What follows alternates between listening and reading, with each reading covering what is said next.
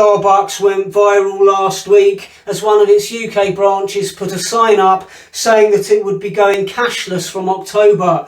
Arguably, they shouldn't be charging their customers a penny, cash or otherwise, for the undrinkable filth that they claim is coffee. For years now, they've been relentlessly serving up steaming cups of puddle water at a temperature hotter than the sun. Their world-beating business model to confront people with a warm menu of hot beverages with fancy names and florid descriptions, which all end up tasting like the same acrid muck, while somehow simultaneously managing to possess a calorie content higher than a 3-course meal. While Starbucks have clarified that they're not going entirely cashless just yet, we're seeing a slow, sinister creep of businesses that are.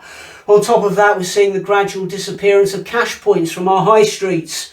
While this might seem like a natural technological progression, it's also another infringement on our civil liberties, isn't it? First, you won't be able to pay by cash, then cards will be phased out, then they won't let you pay with your phone app. You'll have to have a microchip implanted instead so that you can pay with a swipe of your hand. I mean, it'll also allow the state to track your movements and record your conversations, but I guess that's the price you have to pay for convenience.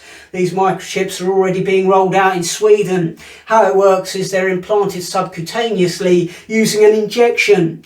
Basically, microchipping will involve a mass worldwide injection drive where we all feel pressured into complying, with people queuing up outside their town hall to get jabbed so that they can collect their special card that confirms they've been chipped, without which they won't be able to go anywhere or buy anything. Sounds very familiar, doesn't it? Sounds a lot like what happened with the COVID vaccination. Almost makes it feel like we've all been part of some kind of hideous social experiment.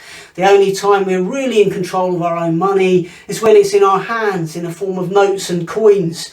When all of our money is held by banks, we're vulnerable to state intrusion into and control of our lives. This was demonstrated quite clearly in Canada at the start of this year, when truckers protesting in Ottawa against vaccine mandates had their bank accounts frozen by the Canadian government.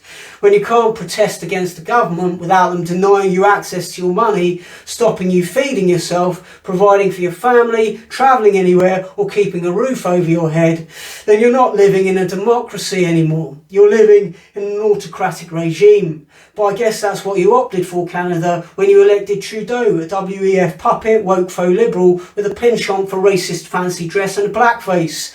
When a state in collaboration with the banks has control of your money, it has total control of you. It's an excellent means of squashing any kind of dissent, which is great news if you're a bunch of creepy globalists trying to manipulate the general populace to serve your own interests.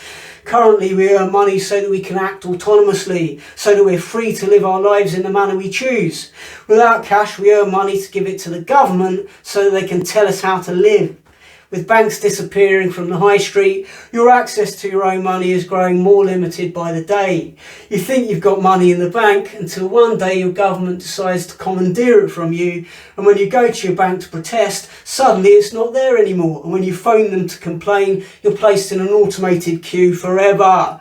It might be quite annoying and inconvenient to carry cash around, but when you can feel a wad of notes rustling around in your pocket, that's the only way you know you're free to go where you want and do what you want within the confines of the laws you've agreed to within the social contract of a democracy. Without cash, all that's left is tyranny.